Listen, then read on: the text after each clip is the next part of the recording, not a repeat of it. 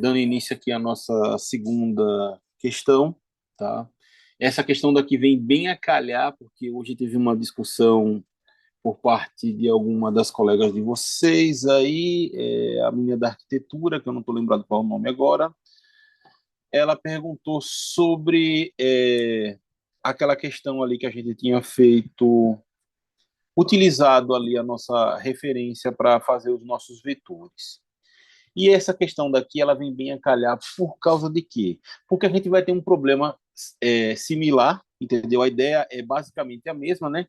Embora haja aqui as suas diferenças, tá? Então vamos ver aqui a questão rapidamente. A gente tem dois fios retilíneos de mesmo comprimento A, separados por uma distância B, e estão uniformemente carregados com densidades lineares, lambda um é positivo e o lambda do outro é negativo, e ele pede para calcular o campo elétrico no ponto P entre o retângulo dos lados A e B. Na verdade, a gente não tem um retângulo, né? A gente tem os dois fios e eles se assimilam a um retângulo. A gente tem um ponto P, ele fica aqui no centro, tá? De maneira que ele está equidistante de ambos os lados, né? Ou seja, se aqui é B, aqui é B, a gente sabe o quê? Que essa distância aqui, ó, só termo de colocação, isso aqui é B sobre 2, tá? E a gente também tem aqui, ó, se fosse o caso, daqui para cá, A sobre 2, daqui para cá, A sobre 2. Só a termo da gente colocar, eu vou fazer um desenho melhorzinho aqui agora, pelo fato de que a gente precisa saber aqui, ele quer saber qual é o campo elétrico que está atuando aqui. Então, se é o campo elétrico que está atuando aqui, a gente sabe o quê? As cargas, como ele falou, elas estão o quê? Bem distribuídas, uniformemente. Então, cada pontinho desse daqui, por exemplo, eu pegar um elementozinho aqui desse pequenininho, de que esse pequeno elemento daqui, ele vai ter a mesma quantidade de carga, certo? De um outro elementozinho de mesmo tamanho, de quezinho aqui. E o que é que acontece com isso daqui? A gente sabe que cada elementozinho desse daí vai gerar um campo elétrico, certo? É, vai gerar um certo campo elétrico idêntico no ponto P, tá? Então vamos lá. O que é que a gente sabe daqui? Primeiro, essa parte daqui de cima, esse fio daqui de cima, ele é lambda positivo. E esse fio daqui de baixo, ele é lambda negativo. Então, a gente sabe que tem simetria nesse problema daqui. Mas vamos esquecer aqui a simetria rapidamente. Eu vou chamar isso aqui, ó. Esse lado daqui, é, eu vou chamar isso aqui de positivo. Eu vou chamar isso aqui de F resultante 1 positivo. E esse daqui F resultante 2 positivo, tá? O mesmo eu vou fazer aqui embaixo, só para a gente fazer aqui essa nossa lógica aqui. F resultante 1 negativo e F resultante 2 negativo. Por que eu estou fazendo isso? Primeiro de tudo, se o campo é positivo, a gente sabe o quê? Se a carga é positiva, o campo é de afastamento. Lambda é maior que zero, então, ó, é de afastamento. Isso implica o quê? Implica que as linhas de força desse campo elas estão saindo do material para fora. E o outro que é negativo, ele está puxando, é de aproximação, ou seja, é para dentro. Então, se eu for traçar aqui, ó, olha só, a minha força resultante em 1 aqui, ó, em relação a esse elemento daqui, vai ser isso aqui, ó. F resultante 1, certo? E aí eu vou ter o que aqui? Eu vou ter uma força F resultante 2 nessa direção e nesse sentido, ambas positivas. Por quê? Porque eu estou afastando esse campo, tá? Eu estou afastando o campo nesse ponto P, ou seja, o campo está de afastamento. E o que é que isso daí está me dizendo? Está me dizendo o quê? Já que toda essa distribuição ela é homogênea e a gente tem simetria, então eu posso dizer aqui o seguinte, olha, F1, eu chamei o contrário, né? F resultante um positivo é igual a F resultante 2 positivo. Sendo que o quê? Esse F daqui resultante, eles são opostos, tá? Como eles são opostos por simetria, a gente sabe o quê? Que eles vão ser eliminados. E aí a gente pode fazer aqui o desenho do vetor. Como é que ficaria? Eu teria quais componentes? Eu teria aqui a componente, ó, vou botar aqui. Essa é a componente F resultante 2 positivo x, certo? E essa aqui, ó, é a F resultante um positivo x. Novamente, essas componentes, certo? F resultante 2 positivo x, ela é igual a F resultante 2 positivo um. Aqui é um, perdão. F resultante um positivo x. Se elas são iguais e elas são opostas, então elas vão ser eliminadas, tá? Sobrou o que para a gente aqui como resultante? Que ambas vão ter a mesma direção, o mesmo sentido. Simplesmente FY. E não é FY não que eu quero E de Y. O meu E de Y seja para um ou para dois, eles vão ter os mesmos valores, mesma direção e mesmo sentido. Então, ó, E de Y vai ser igual a E resultante um positivo, certo? Na direção Y, e também para E resultante 2 positivo na direção Y. Eles são iguais e eles são coincidentes. Então, esse vetor daí, ele vai ser o nosso vetor resultante e é para onde o campo vai estar direcionando, simplesmente por uma questão de simetria, tá? Então, vamos lá. São essas únicas duas componentes que a gente vai ter? Não, não vão ser essas únicas duas componentes. Por quê? Porque as componentes negativas, elas vão ser idênticas.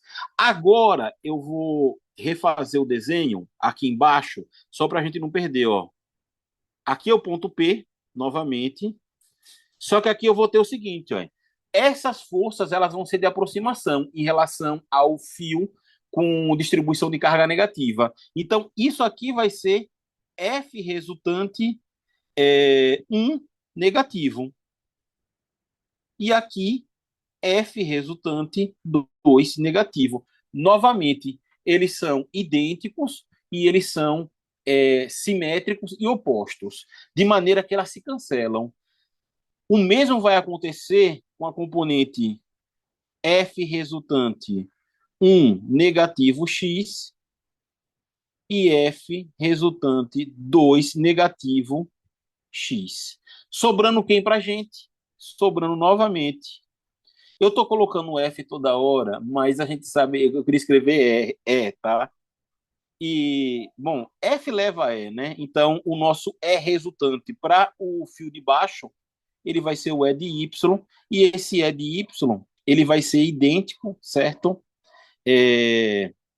Nesse caso daqui, a intensidade dele, a gente vai ter, ela não vai ser, eu coloquei aqui idêntico, mas não era para ser idêntico, tá? É que eles eram idênticos, certo? E paralelos, era o que eu queria colocar. O mesmo vai ser para E resultante 1 negativo, na direção Y, e é resultante 2 negativo na direção Y. E aí o que é que a gente vai ter? Qual é que vai ser o nosso campo ali naquele ponto P? O nosso campo no ponto P, certo? O nosso campo resultante no nosso ponto P, ele vai ser dado pelo quê? Nesse caso daqui, eu quero o nosso elemento de campo aqui, no caso, né? O nosso DE, nesse ponto, vai ser o DE de Y, e ele vai ser basicamente o somatório de I, certo? De todos os componentes I, de 1 até N, né? Agora são vários, porque a gente tem vários elementos ali, de quem? De D, E, Y, I. Então, é basicamente isso que a gente vai fazer. Eu vou calcular todos os campos de E, Y. E para mim calcular todos esses campos de E, Y, como é que eu faço? Eu vou utilizar a integral. Mas para a gente não ficar perdendo tempo, no caso aqui, para fazer todos os componentes, eu posso fazer o seguinte, ó. A gente sabe que a simetria aqui em relação ao ponto P para os quatro extremos, ou seja, superior à esquerda, superior à direita, inferior à esquerda e inferior à direita. Todos eles são simétricos. Eu vou calcular a integral para um fio desses, só para um fio, tá? E o que eu fizer para um, eu multiplico por dois e vou obter os dois. É basicamente isso que a gente vai fazer. Então, por exemplo, aqui, ó, eu vou pegar esse fio de cima. Por que eu vou pegar o fio de cima e não vou pegar o fio de baixo? Porque o fio de cima é um campo de afastamento. Eu acho mais interessante. Olha só. Em relação a P aqui, ó, novamente, o que é que eu vou ter? Eu vou ter aqui, ó, é, aqui eu vou ter uma distância para esse ponto. Essa distância aqui a gente vai chamar de R. Vai ser o nosso R. Ou seja, ele vai variar em torno disso daqui, tá? Sendo que cada R desse daqui, ele vai se relacionar com quem? Vai se relacionar com um determinado X, certo? Que vai estar aqui nessa posição, variando aqui, e variando desse lado de cada aqui também, se eu quiser. Eu podia fazer entre 0 e, e R, ou eu posso fazer aqui entre, nesse caso daqui seria A sobre 2, ou eu posso fazer entre menos A sobre 2 e A sobre 2. É o que a gente vai fazer, tá? Mas aqui é X porque eu não sei qual elemento eu estou pegando. Eu estou pegando todos os elementos nesse caso, né? O que é que eu tenho fixo aqui? Fixo, eu tenho aqui essa distância, que é a distância B sobre 2, tá? Então, essa distância aqui eu tenho fixa. Por simetria, a gente está fazendo a mesma coisa aqui, certo? Para outra componente. É por isso que a gente vai varrer entre menos A sobre 2 e A sobre 2 para calcular essa integral. Aí, para obter o outro fio, como é simétrico, tudo que a gente vai fazer é multiplicar por 2, o resultado final. Então, como é que fica isso daqui, ó? De cara, a componente que a gente sabe que é a correta, ela é a nossa componente DEY, certo? DEY, tá? E quem é que vai ser o DEY nesse caso? Se eu for escrever o DEY, a gente vai ver o seguinte aqui, ó. Eu tenho DEY e eu tenho DE. E esse aqui é o ângulo θ entre as duas, tá? De maneira que eu tenho o seguinte aqui, ó. Quem é esse ângulo? Em relação a esse ângulo daqui, a gente vai ter, ó, se fosse o nosso caso aqui em questão, certo? Isso aqui seria o nosso dx. E aí a gente pode escrever o seguinte, ó, dy, dy, ele vai ser de, certo? De vezes quem? Vezes o cosseno de θ, tá? É o cosseno de θ. Espere só um minuto. Não, não era para ser o cosseno aqui, era para ser o seno. Não, não, não, não, perdão. Não, tá certo. É isso mesmo. É isso mesmo.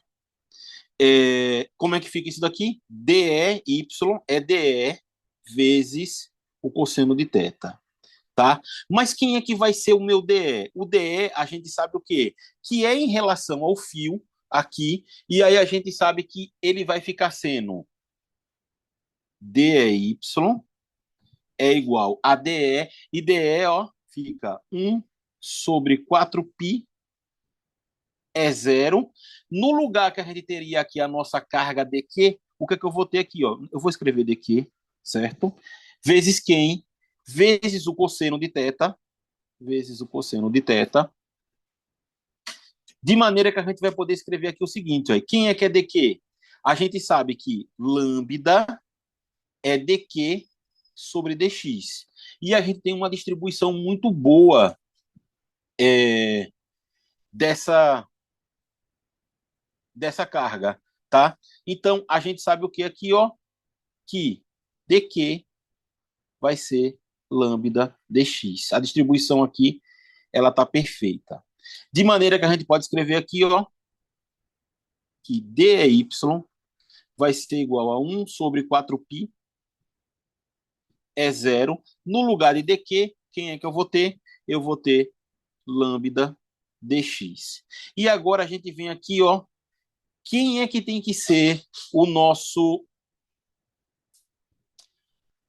ângulo? Olha só, aqui a gente tem, esse aqui é o ângulo θ, certo? Que ele está fazendo entre o eixo x. Ah, tá. É, entre o eixo x e a nossa componente aqui.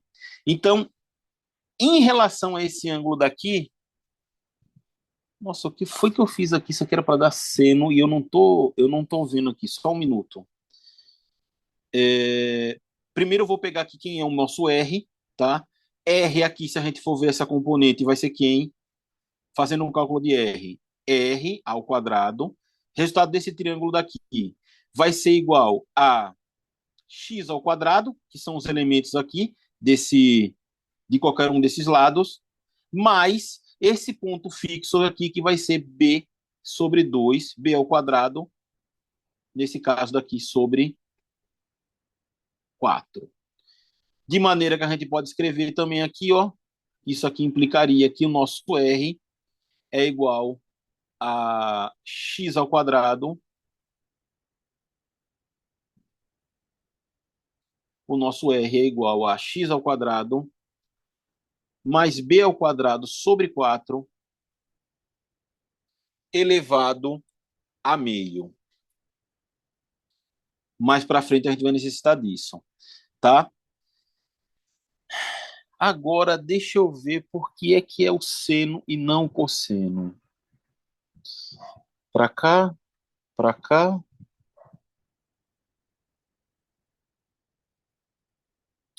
Ah, tá, já entendi. O ângulo que ele está fazendo em relação a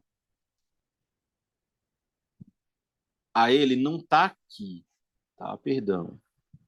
Esse ângulo ele é feito cá embaixo, esse θ. Simplesmente, se a gente for traçar aqui para ver quais são essas relações entre as componentes, para que faça sentido e fique igual, esse aqui é o valor do meu ângulo θ. De maneira que o quê? Eu não vou ter aqui DE e DEY, não vai ser o cosseno, e sim vai ser o seno de θ, tá? Então, isso aqui é multiplicado vezes o seno de θ. E aí, quem é que vai ser o nosso seno de θ? O seno de θ em relação a esse triângulo aqui, ó, agora em relação a esse triângulo daqui, vai ser o quê? Vai ser o cateto oposto. Quem é o cateto oposto? É esse ângulo aqui, ou seja, B sobre 2 sobre hipotenusa, que é o próprio R. Então, o seno de θ vai ser B sobre 2R. E aí a gente vai poder jogar isso daqui dentro daquela nossa formulazinha ali, ó, de maneira que eu vou escrever que o meu DEY vai ser igual a, substituindo, isso aqui vai ficar B sobre 8π é zero. Isso aqui eu vou botar lambda também, né, que já ele é constante. Fica quem? Fica dx, aqui está faltando r ao quadrado, aqui está faltando r ao quadrado na fórmula, tá? Isso aqui vai ficar sobre r ao quadrado. Mas quem é que é r ao quadrado, que a gente já tinha visto? R ao quadrado é igual a x ao quadrado mais b ao quadrado sobre 4, tá? E aqui a gente já está multiplicando isso aqui vezes quem? Vezes 1r. Isso aqui é meio, tá? E aqui a gente vai ter um outro. Isso aqui não é meio, não, perdão. Isso aqui é 2. Isso aqui é 2. E isso aqui é meio. Então, como isso aqui é R meio com 2 com meio, aí a gente vai fazer esse produto daqui, certo? De maneira que a gente vai fazer a soma e o nosso dy, ele vai ser B lambda sobre 8π é zero dx de x ao quadrado mais b ao quadrado sobre 4 que multiplica quem? Multiplica não, está elevado a 3 meio, ou seja, aqui a nossa é, raiz quadrada com o exponencial 3 dentro. O que é que eu preciso fazer para resolver a nossa questão agora? Tudo que a gente precisa fazer é integrar essa questão. E a gente vai integrar de quem até quem. Primeiro, eu vou obter o campo EY. Para mim obter o campo EY, com relação ao fio ali de cima, eu vou integrar ele entre menos A sobre 2 e A sobre 2. Então, isso aqui, ó, quem for constante sai, certo? B lambda sobre 8π é zero da integral de menos A sobre 2 até A sobre 2 de quem? De dx sobre x ao quadrado mais b ao quadrado sobre 4 elevado a 3 meios. E aí, essa integralzinha daqui é uma integral tabelada, tá? É uma integral tabelada. A própria prova, ela dá essa integral para a gente. Ela diz o seguinte, ela dá indefinida lá, mas ela diz que a integral de dx, certo? A integral de dx sobre x elevado ao quadrado, ele não bota b elevado ao quadrado sobre 4, né? Ele coloca uma constantezinha a ali, né? Mas aí, nesse caso específico, eu já vou escrever direto para a gente não perder tempo. O valor dessa integral tabelada vai ser o próprio x sobre a constante, ela acaba saindo, tá? E aí a gente fica aqui, ó, x ao quadrado mais b ao quadrado sobre 4. Isso aqui é elevado a meio. Então, esse daqui é o valor da nossa integral, certo? O que é que falta para mim aqui nesse caso? Falta para mim colocar os limites de integração. Então, ó, E de y vai ser igual a b vezes lambda sobre 8π é zero. Cadê quem tem ali? Ah, certo. E aqui, ó, vou abrir o colchetezinho, fica x sobre b elevado a 4 mais x ao quadrado, mais não, vezes, né, x ao quadrado, b ao quadrado sobre 4 elevado a meio, tá? Entre menos a sobre 2 e a sobre 2. Como é que fica isso daqui?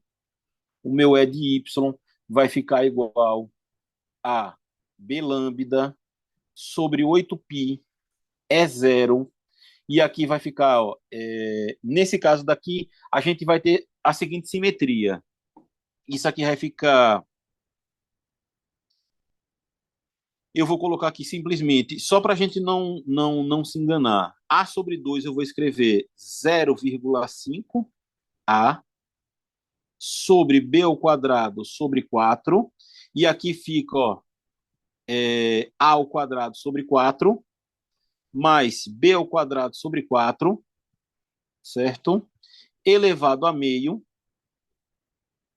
Aí ficaria menos por menos, mais. Então fica mais 0,5A novamente. E a mesma coisa aqui, ó.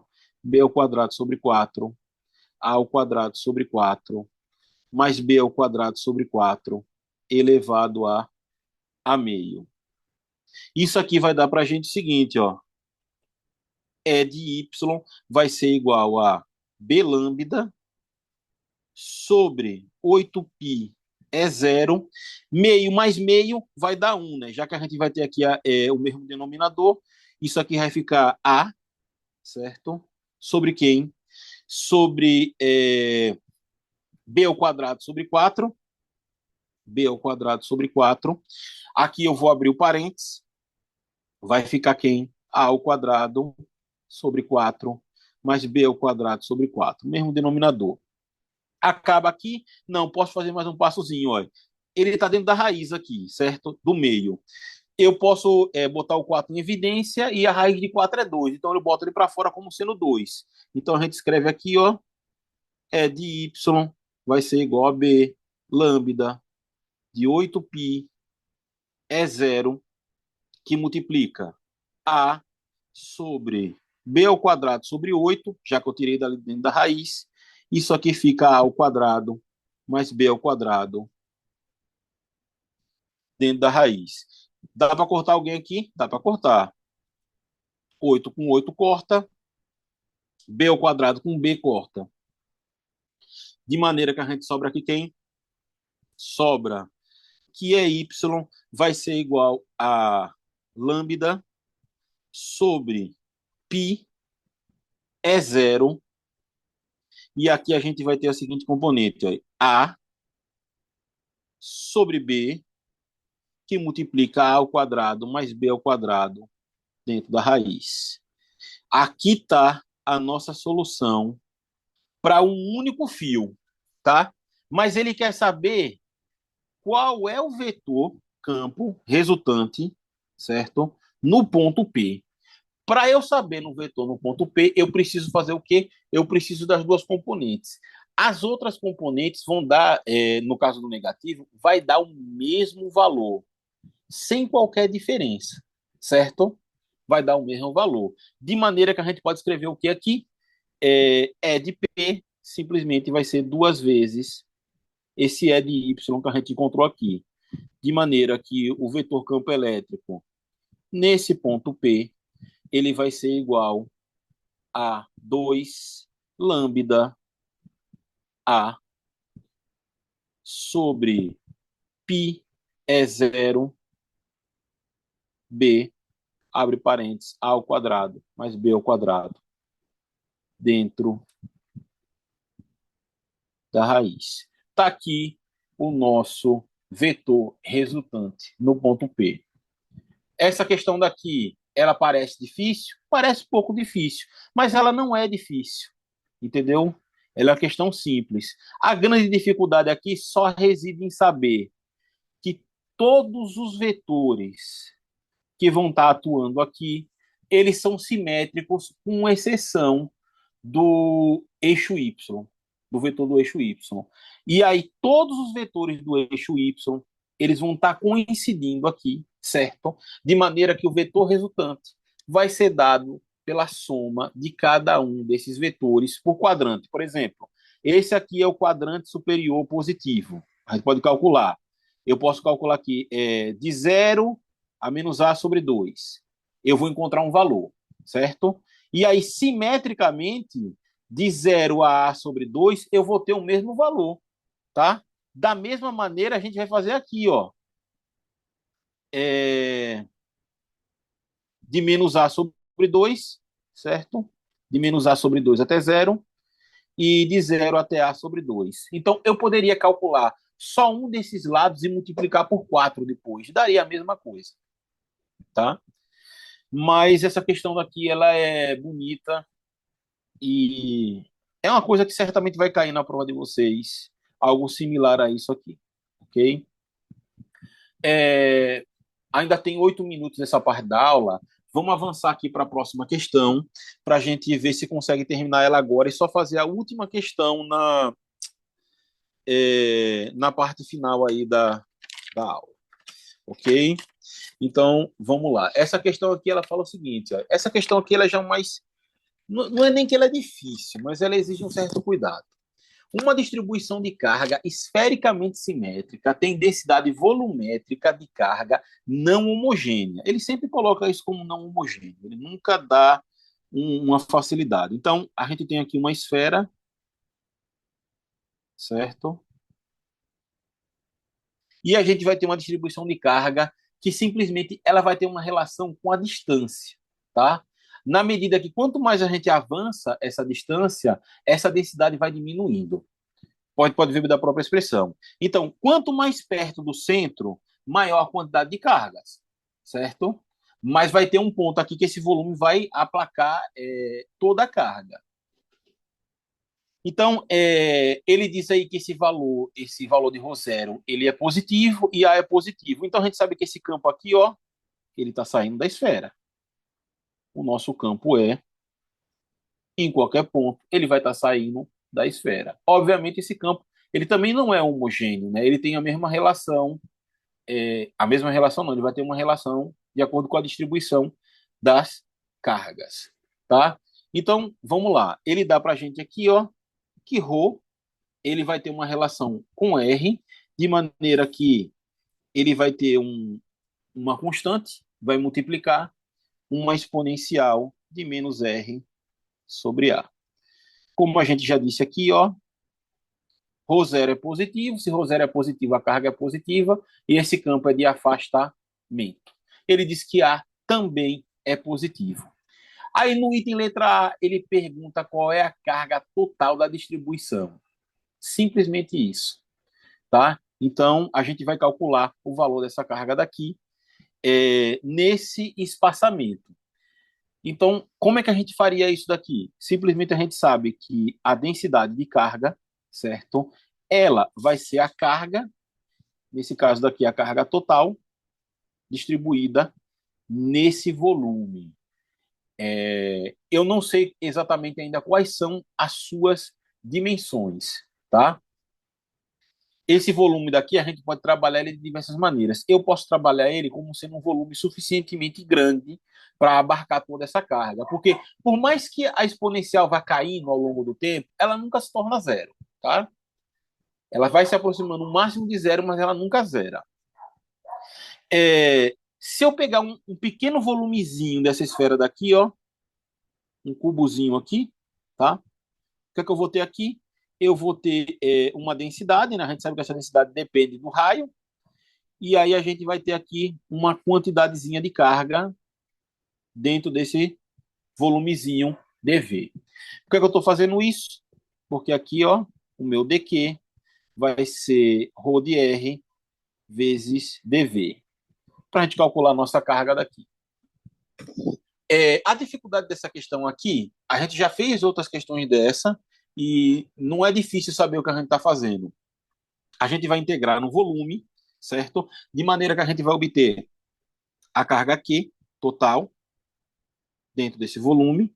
Eu não vou colocar aqui essa integral, porque a gente sabe que o resultado que a gente quer é justamente isso, essa carga. E aí a gente vai ter uma integral agora entre 0 e R de quem? Da minha densidade. Quem é a minha densidade? Certo? Rho zero vezes quem? Vezes E elevado a menos R sobre A de quem? Aqui a gente teria dV. E aqui note o seguinte, a gente vai fazer uma aproximação que a gente costuma fazer bastante, que é a seguinte, ó, dV vai ser igual a 4π R ao quadrado dr. O que, é que a gente está fazendo isso aqui? A gente está aproximando para que a casca da superfície dessa esfera ela seja muito, muito, muito fina, de maneira que eu possa aproximar esse volume daí dessa maneira. Um exemplo que eu já falei sobre isso é que nem você pegar uma casca de bala, ali do pacotinho da bala. Você abre ela e aí você vai ter a área dela. Só que a dimensão do, do da altura dali da casca da bala, que vai dar o volume, ela é muito pequena, a gente não consegue ver, entendeu? De tão pequeno que é. Então a gente diz que ela é desprezível nesse aspecto. A gente pode fazer essa aproximação. E aí eu escrevo aqui, ó, 4π r ao quadrado dr. De maneira aqui que a gente precisa fazer só um pequeno adendo, né? Já que a gente está fazendo de 0 a r, isso aqui vai ser r', isso aqui vai ser R', isso aqui vai ser R', só para a gente mudar aqui os nossos extremos de integração, tá? A carga total, a carga total, ela vai ser igual a quem é constante C para fora, 4π rho zero da integral de 0 a R de quem?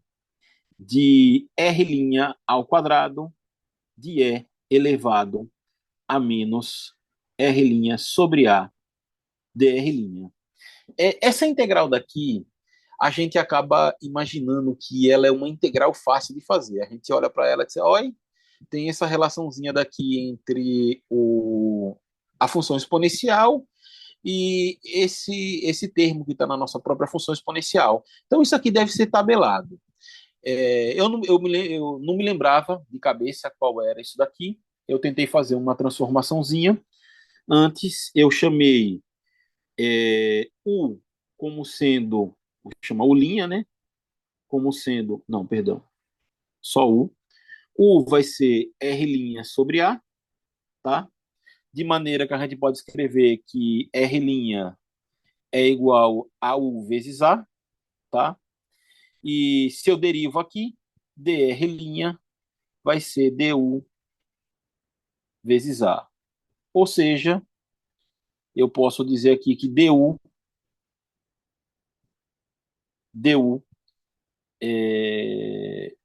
cadê? Du vai ser R' sobre A. dr' sobre A. Tá? E aqui a gente pode aplicar os limites de integração, que é o seguinte, olha só. Quando R' for zero, certo? U também vai ser zero. Então, o meu limite de integração, ó, é entre 0 e R. E eu faço isso aqui e vai acabar o tempo. Deixa eu fazer rapidinho aqui. Isso aqui vai ser entre 0, certo? E R sobre A. Eu continuo a questão quando a gente voltar daqui a 7 minutinhos, tá? Até já.